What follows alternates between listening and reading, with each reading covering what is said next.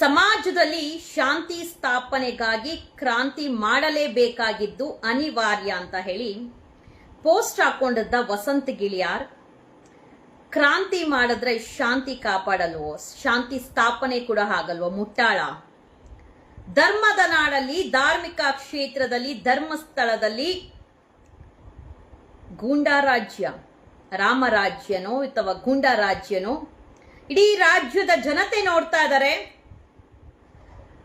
ಮಾಧ್ಯಮದವರು, ನಕಲಿ ಮಾಧ್ಯಮ, the so called Suvarna news Ajit ಕುತ್ಕೊಂಡು ಸುಳ್ಳು ಸುದ್ದಿ ಮಾಡುವಂತ ಥರ್ಡ್ ಕ್ಲಾಸ್ ಮಾಧ್ಯಮ, ಧರ್ಮಸ್ಥಳದಲ್ಲಿ, ಧಾರ್ಮಿಕ ನಾಡಲ್ಲಿ, ಧಾರ್ಮಿಕ ಸ್ಥಳದಲ್ಲಿ, ಮಂಜುನಾಥ ಸ್ವಾಮಿ ಇರುವಂತ ನಾಡಲ್ಲಿ ಗೂಂಡಾವರ್ತನೆ, ಶಾಂತಿ ಕಾಪಾಡಕ್ಕೆ ಕ್ರಾಂತಿ ಮಾಡ್ಬೇಕಂತ ಪೋಸ್ಟಿಂಗ್ ಹಾಕೊಂಡಿದ್ದಂತ ವಸಂತ್ ಗಿಳಿಯಾರ್ ಮುಟ್ಟಾಳ. ಕ್ರಾಂತಿ ಆದ್ರೆ ಶಾಂತಿ ಸ್ಥಾಪನೆ ಆಗಲ್ವೋ? ಅಯೋಗ್ಯ. ಇಡೀ ರಾಜ್ಯದ ಜನ ನೋಡ್ತಾ ಇದ್ದಾರೆ.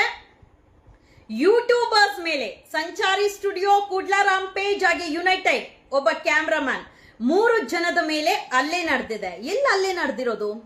ಸೌಜನ್ಯಳ ಪಾಂಗಳ ಸ್ಥಳಕ್ಕೆ ಹೋಗುವಂತ ಜಾಗದಲ್ಲಿ ಹಲ್ಲೆ ನಡೆದಿದೆ. ಯೂಟ್ಯೂಬರ್ಸ್ ಮೇಲೇನೆ, ಕ್ಯಾಮ್ರಾ ಇರುವಂತ ಯೂಟ್ಯೂಬರ್ಸ್ ಮೇಲೇನೆ ಹಲ್ಲೆ ನಡೆದಿದೆ ಅಂತ ಹೇಳಿದ್ರೆ ಸೌಜನ್ಯಳ ಕುಟುಂಬಕ್ಕೆ ರಕ್ಷಣೆ ಯಾರು?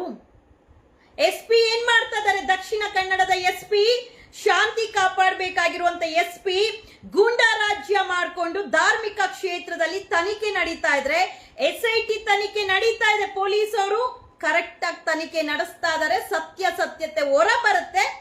ಯಾರು ನಿಜವಾದ ಆರೋಪಿಗಳು, ಅಪರಾಧಿಗಳನ್ನುವಂಥದ್ದು ರಾಜ್ಯದ, ದೇಶದ ಜನರಿಗೆ ತಿಳಿಯುತ್ತೆ ಅನ್ನುವಂಥದ್ದು ಗೊತ್ತಾಗಿದ್ದು ಇವತ್ತು ಗೂಂಡಾ ವರ್ತನೆ ಮಾಡಿರುವಂತ ಗೂಂಡಗಳು, ಧರ್ಮಸ್ಥಳದಲ್ಲಿರುವಂತ ಗೂಂಡಗಳು. ಆ ಗೂಂಡಾ ಗುಂಪಲ್ಲಿ ಕಾಣಿಸಿಕೊಂಡಂತ ಸೌಜನ್ಯಳ ಅತ್ಯಾಚಾರ ಕೊಲೆ ಪ್ರಕರಣದಲ್ಲಿ ಧೀರಜ್ ಒಬ್ಬ ಆರೋಪಿ ಇದ್ದ. ಅವನು ಸಹ ಆ ಗುಂಪಲ್ಲಿ ಕಾಣಿಸ್ಕೊಂಡಿದ್ದಾನೆ. ಸತ್ಯ ಹೊರಗೆ ಬರ್ತಾ ಇದ್ದಂತೆ ಯಾಕೆ ಈ ಗೂಂಡಗಳ ವರ್ತನೆ ಇಡೀ ರಾಜ್ಯಾದ್ಯಂತ ನೋಡೋ ತರ ಡ್ರಾಮಾ ಕ್ರಿಯೇಟ್ ಮಾಡ್ತಾ ಇಲ್ಲ, ಸತ್ಯವನ್ನ ತೋರಿಸ್ತಾ ಇದ್ದಾರೆ. ನಾವೇ ಅತ್ಯಾಚಾರಿಗಳು, ನಾವೇ ಗೂಂಡಗಳು, ಧರ್ಮದ ನಾಡಲ್ಲಿ ರಾಮರಾಜ್ಯ ಆಗ್ಬೇಕಾಗಿರುವಂತ ರಾಜ್ಯನ ಗೂಂಡಾ ರಾಜ್ಯ ಮಾಡ್ತಾ ಇದೀರಿ ಅಂತ ಈ ಗೂಂಡಾಗಳು ಇವತ್ತು ವರ್ತನೆ ಮಾಡಿ ತೋರಿಸಿದ್ದಾರೆ. ಯೂಟ್ಯೂಬರ್ಸ್ಗೆ ರಕ್ಷಣೆ ಇಲ್ಲ.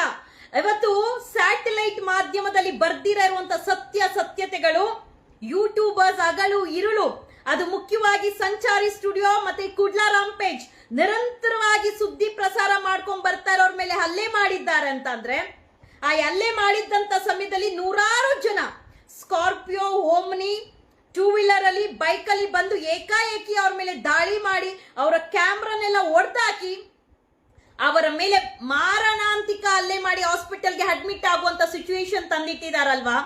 ನೀವೆಲ್ಲ ಹೆಣ್ಣು ಮಕ್ಕಳ ರಕ್ಷಕರೇನೋ?